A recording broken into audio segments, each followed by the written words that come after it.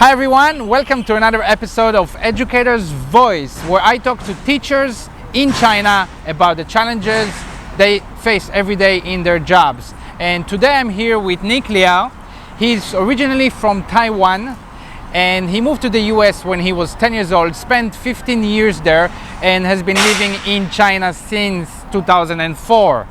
Before we start, don't forget to give this video a thumbs up and subscribe to our channel while you edit.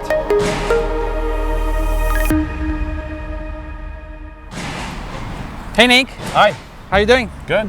Let's take a walk. Okay. All right. So, how long have you been teaching and what do you teach? I have been in education for the last 16 years. Okay. Right now, I currently tutor English.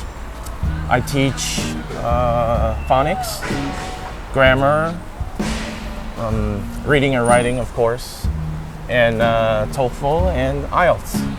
All right. Pretty much all subjects that's required even at international schools. Just English?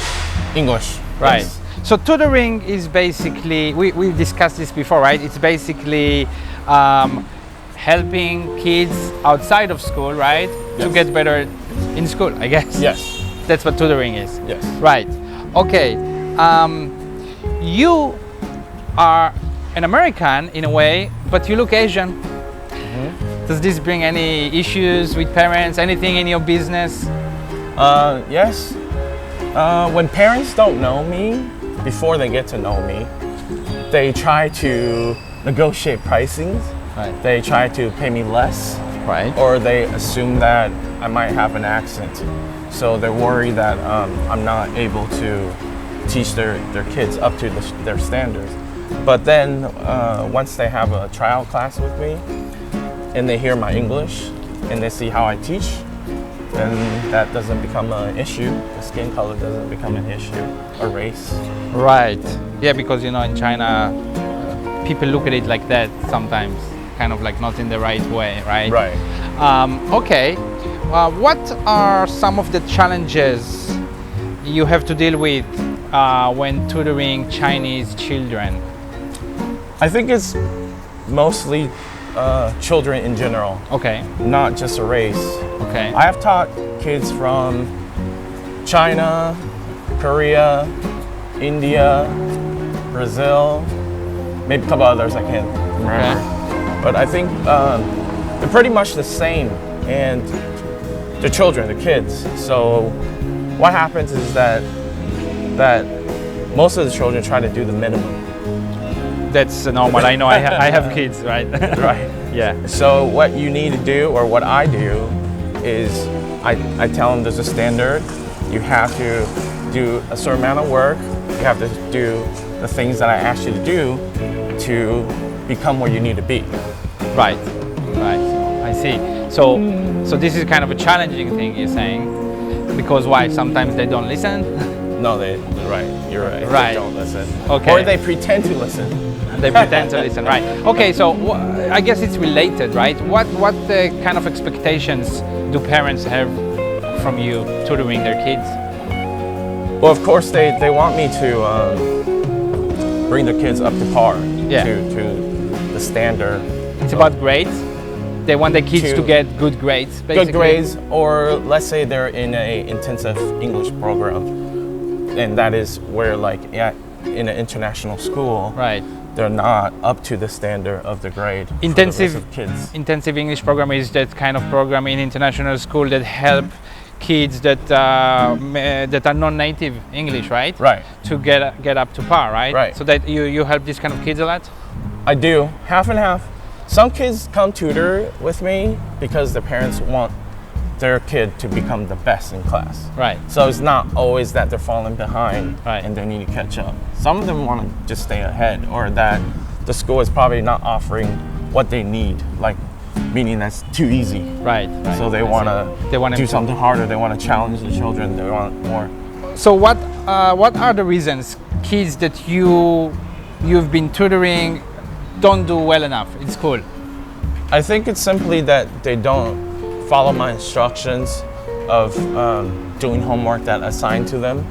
Because it's not just the 2 hours 2 hours a week to do anything. If you're learning anything, 2 hours is definitely not enough. Right. I'm not saying 2 hours doesn't help, but it's not like you're gonna do 2 hours a week and suddenly in 2 months your kid's gonna be perfect in English, right? That's right, you can. In anything. Right. Basketball, English, but some parents piano. They assume that. Okay. They give me the responsibility once the responsibility lies on me once they hire me as a tutor. Right. They're like, hey, English is on you now. So but that's not true. So you tell them like, look, your son, your daughter, they need to do the work at home, what I give them, right? Yes. And maybe they need more hours with me as well, right?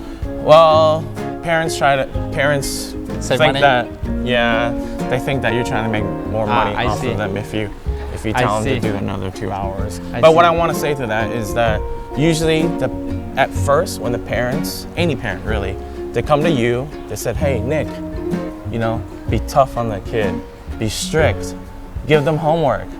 They can handle it, it's fine. And once I do that, and the kids go, oh, Nick gives me so much homework.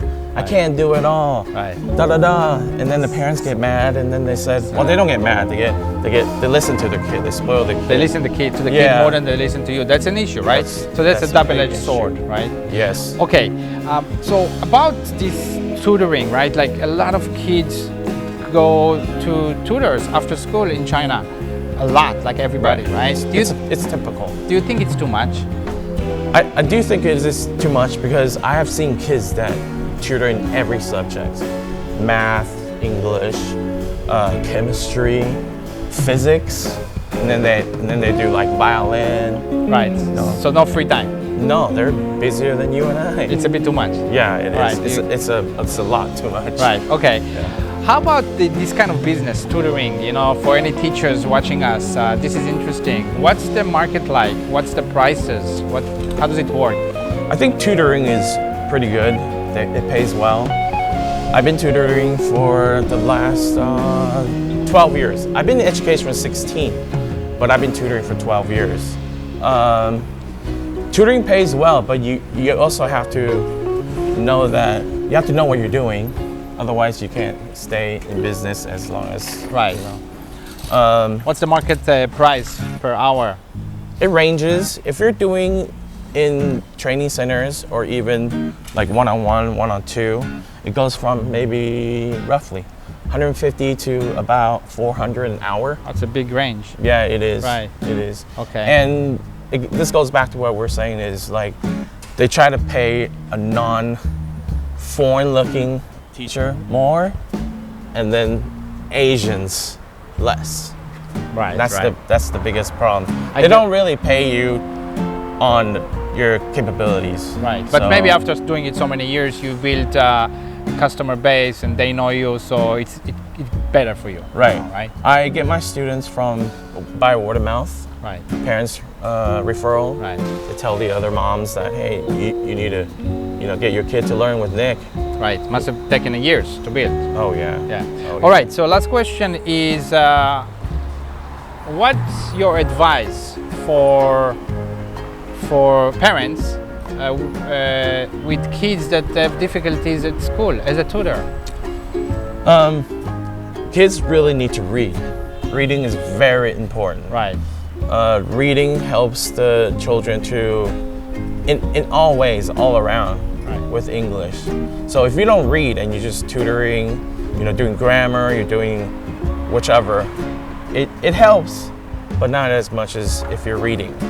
So make sure you read about 20 to 30 minutes at least every day. Every day. Every day. Read meaning like someone can read to them, but well, if they can't read, then yes. That's the beginning. But yeah, it's in the beginning. Or different level according to their level what they can read. So it is important to have parents help you, but sometimes parents can't help them. Right. So they need to start easy. Right. Don't choose books that are too hard for the children. Right. Okay. Then they start to hate reading, and that's not good.